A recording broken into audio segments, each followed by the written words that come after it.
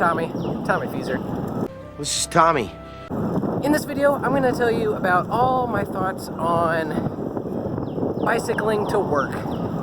For me right now where I live, it's a 10-mile ride each way, which is like a lot of exercise that I'm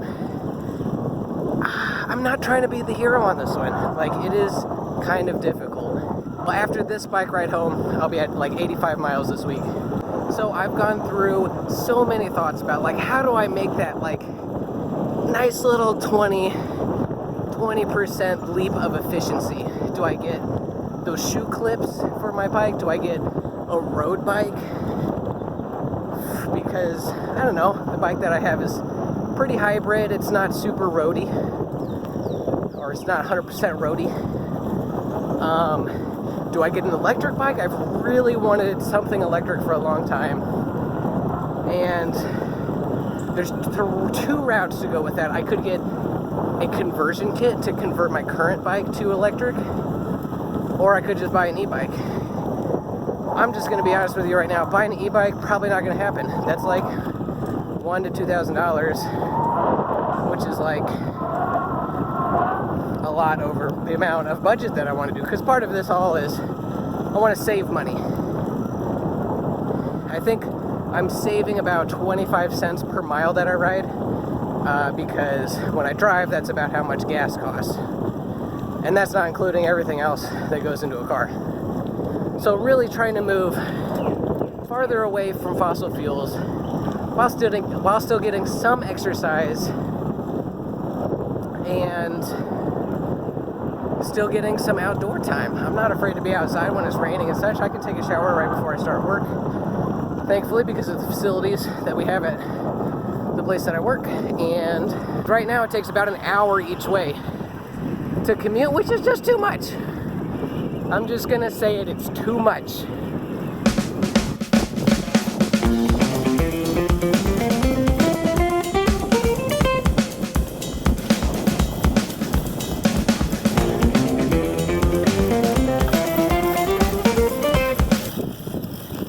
Well, maybe I can just look on AliExpress or Alibaba for like the same type of bike but knocked off, and maybe get a deal on it. And then all those options are so confusing, and I feel like the quality control is going to be much lower than Lectric. And then I looked up Lectric's about page, and it's basically two dudes and a dad that like wanted to make a budget-friendly e-bike. Like, they've done all this research. They've already gone through this process, and they've made a nice bike. 3 nice bikes. The Lite, the XP, and the X Premium. And it turns out that XP means experience points, and as a person that grew up on video games, I am fond of that. And so, currently leaning on purchasing a $1,000 e-bike, Lectric XP 2.0, this Friday. So, that'll be after 9 days of riding my bike to and from work, and we're just gonna call that good. Because I'm not a 100% kind of guy. I'm an 80% kind of guy. And in this instance, it's 90%, so that's great.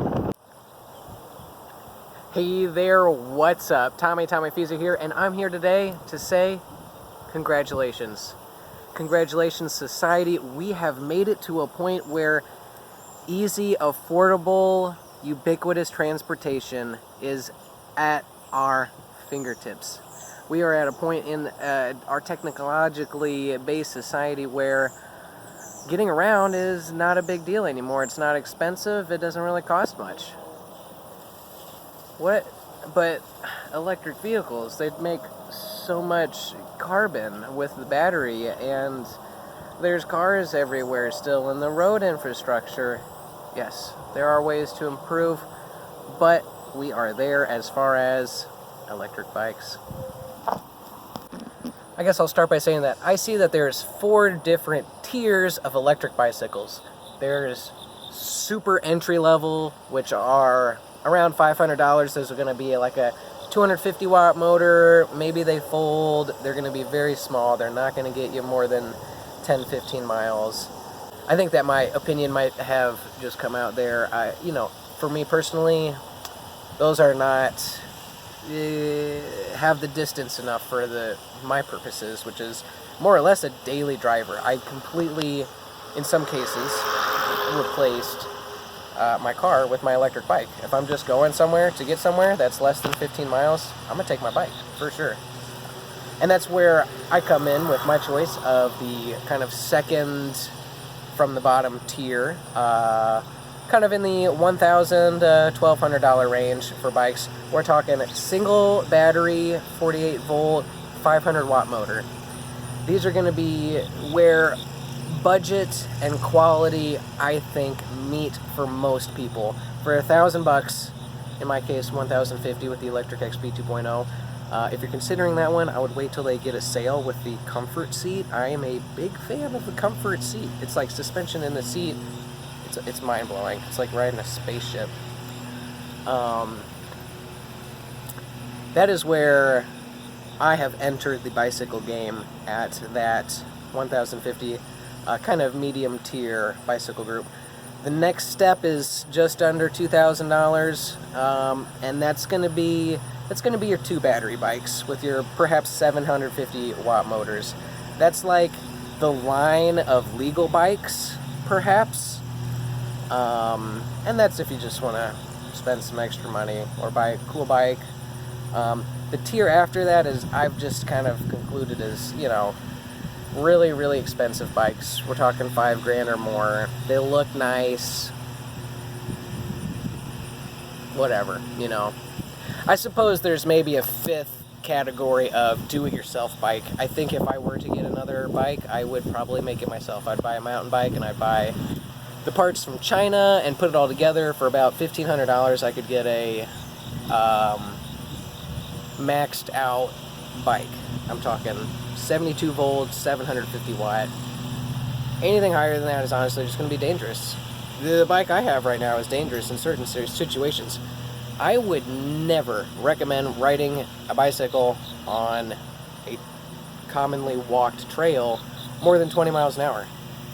You're just being rude to everyone if you're zooming by. It's unsafe to go around corners that fast. Yeah, electric bikes are at a point where they are affordable to purchase, easy and ubiquitous to charge, because it's basically just like plugging a laptop charger into a wall with your battery, and they're fun. I mean, there's really no reason to go much farther or faster. Like, sure, more research and application of that research will probably bring us better batteries with farther distances, better motors that go farther, but we're there already where it is totally adequate.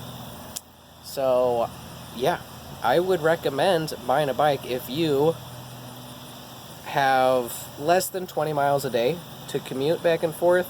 I think the national average for commuting is like 33 miles a day, something like that. So for most people, electric bike is going to satisfy a lot of that. They're cheaper than a car. You don't need insurance on it. You can take bicycle paths. You can take, side roads. It's a much more pleasant ride to and from work, or at least it is for me. Because on the way to work, I used to take just the straight roads, and then I would take trails on the way back, which made it a little bit longer, but I enjoyed being on my bicycle. I enjoyed being on my bicycle, so that little bit of extra length was actually a good thing. So I had been putting about 25 miles a day on my bicycle, which very quickly accumulated to a little over 1,000 miles in 2 months. And so far, the Lectric XP 2.0 is holding up good. I've had a couple flat tires, and that's mainly because I'm riding on the road, but I'm riding on the side of the road where there's like bottles and glass and nails and stuff. So you're gonna have flat tires if you get an electric bike. That's just the thing, because you're putting on a lot more miles than you would riding a bicycle, an acoustic bicycle. So, absolute must-have is put that green goop in your tires if you're considering getting an electric bike.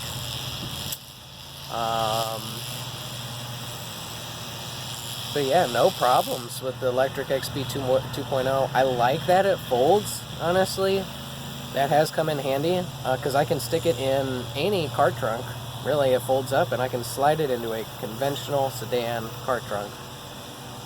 I do have a vendetta against sedans, because I think hatchbacks are the way, the truth, and the light.